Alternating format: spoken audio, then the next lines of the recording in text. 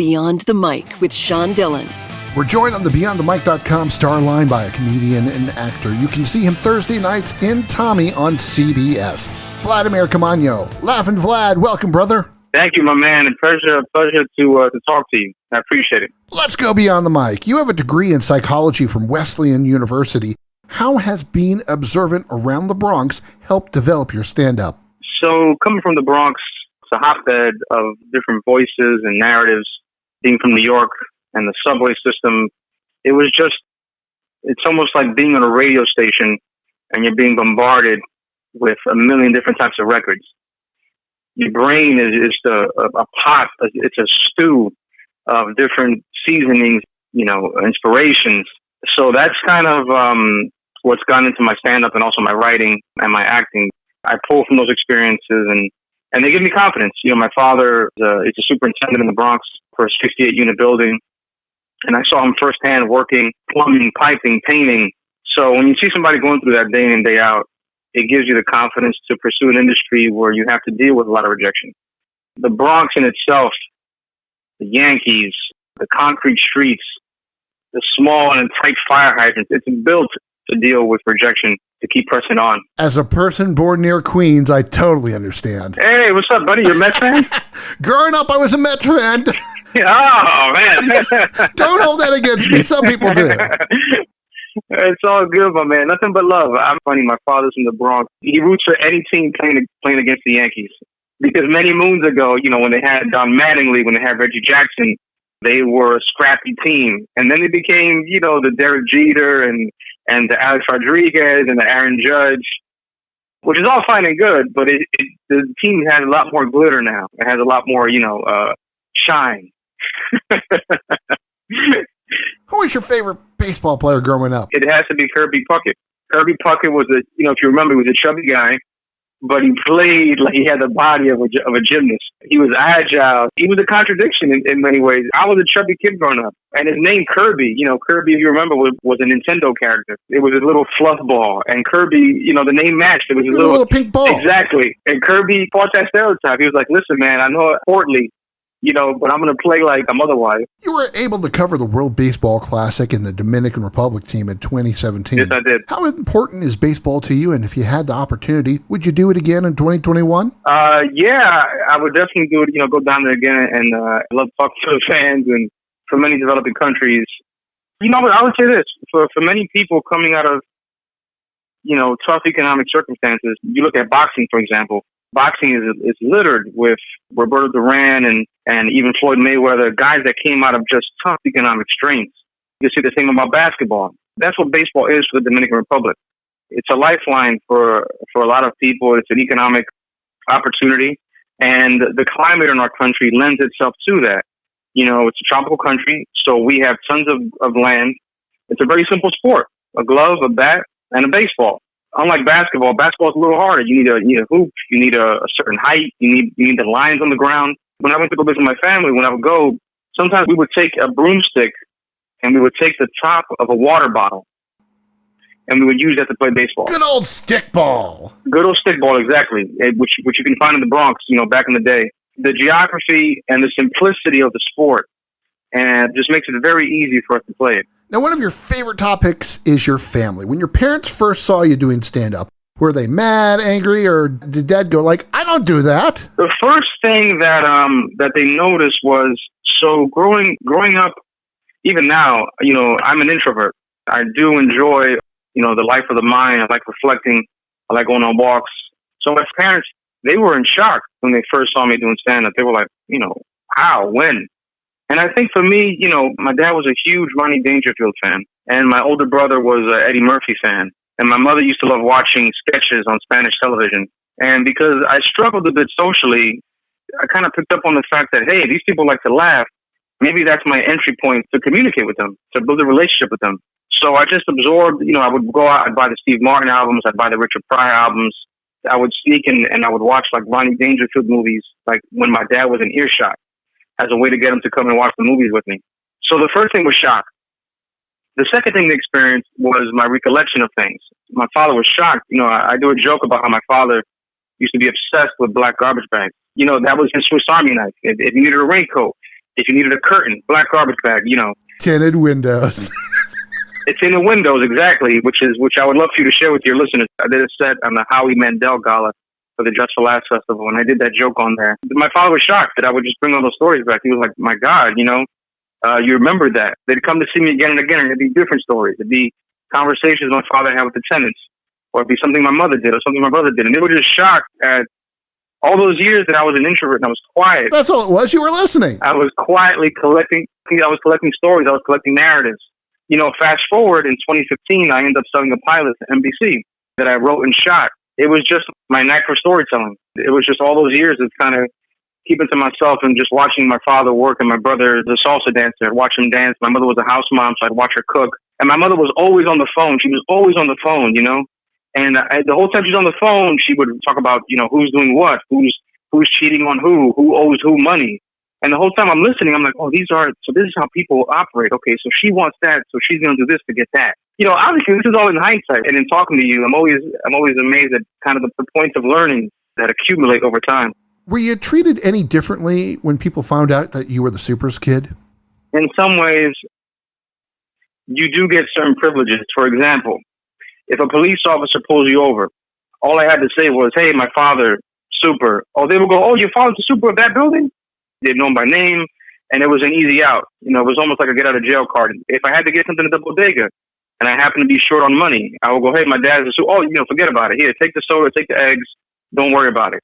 So my father was kind of like the mayor, and it was funny because on Sundays, when my father's, those are my dad's day off, and on Sunday he would dress up in a suit, and he'd go around the neighborhood and say hi to people, and they would say, hey, Super, can you fix my apartment? And he would go, hey, it's Sunday. I got my suit on. You got to make an appointment, Total character, man. Total character. He put on a three-piece suit and he paraded the neighborhood. On the flip side, though, my dad is in charge. He was of a 68-unit building. And it's hard to maintain that many tenants and keep them all happy. So sometimes I had to, sneak around the tenants because if they saw me, they would kind of use me to get to my dad. Hey, man, I got a leak for 2 days now. Can you talk to your father?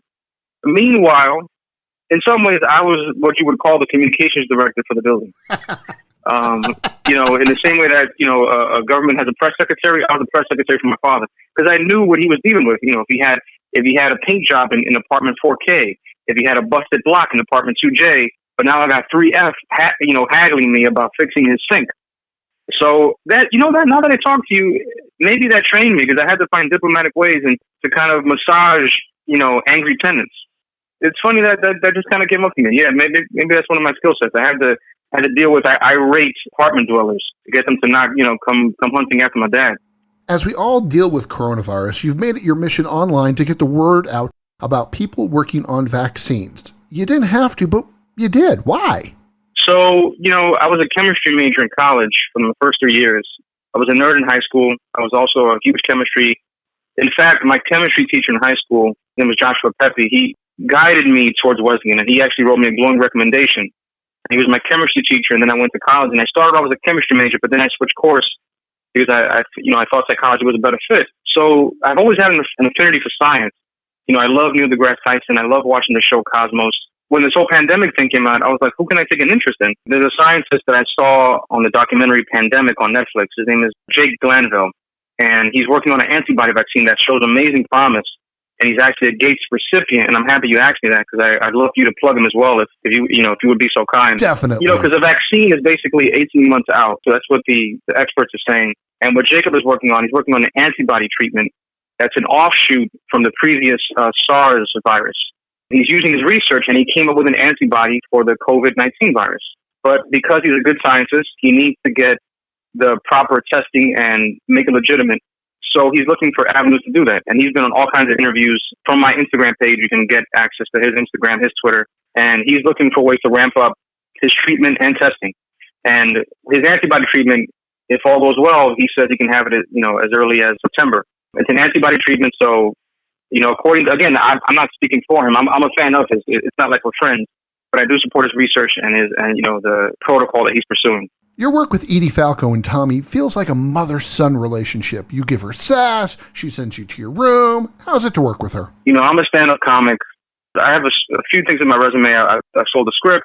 I've done a few bit parts, but Edie is, she is a legend, and she is just so kind. She's a team player, and she has an amazing sense of humor. Offset, it just feels like you're talking to a friend. That's what it feels. The days where we're sitting in the car and we're waiting for the cameras to set up, and we're just talking, and we laugh and we joke. One of the things we both love is we love watching funny animal videos. Edie is she's a huge animal support. She loves animal rights. So what we do is we share funny videos about dogs doing crazy things or stuff like that, and we just get a huge kick out of that, man. Like, we'll be in the car and she'll be like, "Hey, did you see this pit bull? He sits on the couch like an actual person." 3 hours later, you're like, "Hey, are you ready to shoot?" Exactly. But she's so ordinary that she becomes extraordinary. That's the best way I can describe her, and I'm grateful every day to work with her. And I just, I'm fingers crossed that we get picked up for a second season, and I'm able to continue that journey with her. You believe in giving back. You've worked with the Cedar Sinai Psychological Trauma Center with children. How's that changed your life? That was a fundraiser that I did, and it was kind of serendipitous. If you backtrack in my life, when I was in high school, I was in a program. I was in an after-school enrichment program called Liberty Partnerships Program. And that program was instrumental in getting me to go to college. So when I graduated from college, I ended up working at a version of that program for about 7 years. And I was a counselor. I was an after-school coordinator. And I was helping kids get into higher education. I'm a product of a lot of help. When that opportunity came around with Cedar Sinai, it was a fundraising opportunity, and they were looking for a host to raise some money for initiatives they do to help young people in the Los Angeles area. And I was like, "Hey, let's do it. Hopefully we can do it again." It was a great opportunity. I love it when my comedy overlaps with helping out young people. If you could give a percentage, how much of your character on Tommy, Abner Diaz, is you, and how much of you is in Abner Diaz? So I would say this. I would break it up into 3 segments. Abner Diaz loves suits. I like a good fleece. I like gym pants and some hiking shoes. Abner drives. He likes to drive. I'm from New York City, man. I like the subway, and I like to walk. The one thing he and I share is our sense of humor. And that's the one thing that he and I definitely, when I read the script and I look at the jokes they do for him, I'm like, hey, that's something I find funny. But it's ironic, man. It's really ironic that I end up landing a role where I wear beautiful suits and I drive all the time, because in those two aspects, I'm the complete opposite. Now, before the pandemic started, you were on the road, and there's always great stories from on the road. What's your funniest story from being a comedian on the road? So I would say maybe 2 years into comedy, I end up booking a gig at a bar and grill in Westchester, and it's a paid gig. When you start comedy, the idea of getting paid to tell jokes is a complete, it blows your mind. It could be as little as $5. It could be as, $20, but you're just amazed. So I get this gig in Westchester. I think it was $50 or $100. And I get there to the bar and grill, and I'm so excited about the gig that I completely forget that it's the same night as the World Series. The Yankees are in the World Series. The venue has the audacity to play the game while I'm on stage. Oh, gosh, no one's paying attention. And it must have been about maybe so the bar was split into 2 rooms. They had the main room, which was the restaurant and the bar. Then they had a side room where they had a pool table, some chairs, and they had a small sidebar, and they had the TV, and they had a stage. So there must have been about maybe, 6.5 people there. And I say 6.5 because I'm hoping that a ghost hopefully, went in there to help us out. And I'm doing my set, man, and I'm just taking a hot one. It is complete silence. The Yankee game is on, and I'm trying to figure these jokes out. And then midway through my set, this woman who's sitting with her friend, and she has one of those big wide martini glasses. I'm trying to figure out what you call them. She goes, "Hey, I saw Chris Rock when he sucked too." In a funny way, I took it as a compliment. I saw the humor in it. Okay, I had an interview once with Michelle Roubini, band leader for Sonny and Cher, part of the famous Hollywood Wrecking Crew. 45 minutes in of stories about Sinatra, Sonny and Cher. Finish it up. There's a problem with the mic, and nothing from his side recorded. Oh, man. He's telling stories that need to be recorded for posterity. I'm going to swallow my pride, call him back and say, hey, everything that we recorded, it's gone. Nothing but polite. What a 45 gentleman. more minutes of him telling the greatest stories from the greatest generation of music. What a gentleman. That's hilarious, by the way. That's It was hilarious after he agreed to re-record. It reminds me back in the day when you were writing a Word document and it completely escapes you to hit, Control Save, Control S. And then you look at yourself and go, where do you all go? Exactly. You once talked to Santa and, quote, he said, what do you want for Christmas? And you said, justice, more jobs, and social equity. He said, try again. What are you asking for now? Now, it's funny, man. Like now I'm asking health for my friends, my family, health for my friends' family and their friends. As a comedian, the lifeblood as a comedian is a live audience. It's people tightly packed into a club, and that is in danger right now. Social distancing is in place. So I think what I want more than anything is vaccine and treatment for this virus so that we can all get back to being together, that we can all share meals together. I mean, the idea that a restaurant is like peak living for human beings. To sit down at a restaurant, enjoy a meal, have some dessert, to say hi to the chef, to go to a comedy club, to go to a Broadway play, to get on a plane. It's just what I wish more than anything is just for a treatment, a fast treatment for this disease, man, because it's affecting us in so many different ways. It's a tragedy, man. Time's running out, so it's time for the Rockin' 8 first answer that comes to your mind. No pressure. How long is a typical hike for you? Well, I live in New York, so I'm mostly going on walks. So typically, sometimes I go out 30 minutes to an hour and a half. If I am out in a place where I can hike, I've grown to like it. Many, many moons ago, I climbed Mount Washington, and I was exhausted when I got to the top, and I took a van on the way back down. I took a nice, comfortable van. About an hour and a half when I'm in the city. I try to go on a walk at least a couple times a week.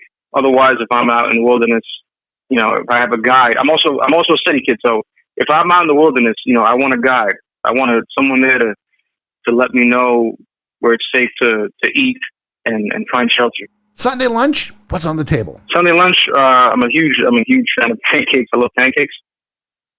I love oatmeal, so I can do breakfast for lunch. And typically, I'm a comedian, so I stay out late. So I'll get up 11 or noon, and I'll make some nice oatmeal or some pancakes or some. If we go out, I love Eggs Benedict. Now, where do you write most of your stand-up? I write most of my stand-up in my head. It's all in my head, man.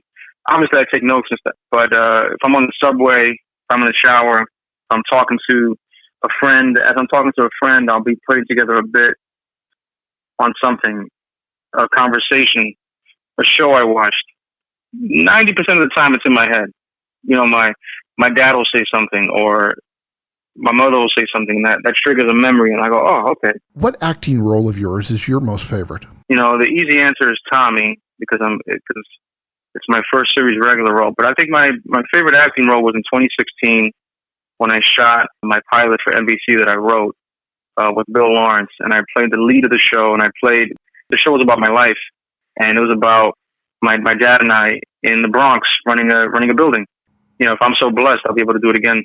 How about your favorite holiday? Favorite holiday? That's a good question, man. Favorite holiday? Wow, that's a good one. Yikes. Favorite holiday? Labor Day? As long as you didn't say Arbor Day, we'd be fine. Yeah, Labor Day. Right. Honor the workers and people that work. Those are the people that come see me at clubs. So I would say Labor Day. It's also a long weekend, and that's always good for a comedian. Favorite place to get away from it all? I love. It sounds weird, but there's parts of Los Angeles, man. I lived in LA for a few years, and there's parts of Los Angeles where you can get away, like Hermosa Beach. I go to Palos Verdes. There's little pockets of Los Angeles where you can really kind of sneak out. I also love San Francisco. I guess I would say California. Now, favorite music that you listen to. Now, I know you were washing your hands the other day to the Wu-Tang Clan. The Wu-Tang Clan. Lately, it's been, I gotta go with my main man, Miles Davis. To this day, Kind of Blue. I just recently watched there's a documentary on Netflix about Miles Davis. He has demons like all of us, but to me, Kind of Blue, it's just a beautiful, beautiful piece of work. What's one thing that people don't know about you? In high school, I used to be a magician. Really? I was into sleight of hand and card tricks. Yeah, I was huge into magic. Lance Burton, David Blaine. It's nuts. Which is why one of my favorite clubs in Los Angeles is a club in Los Angeles called the Comedy and Magic Club.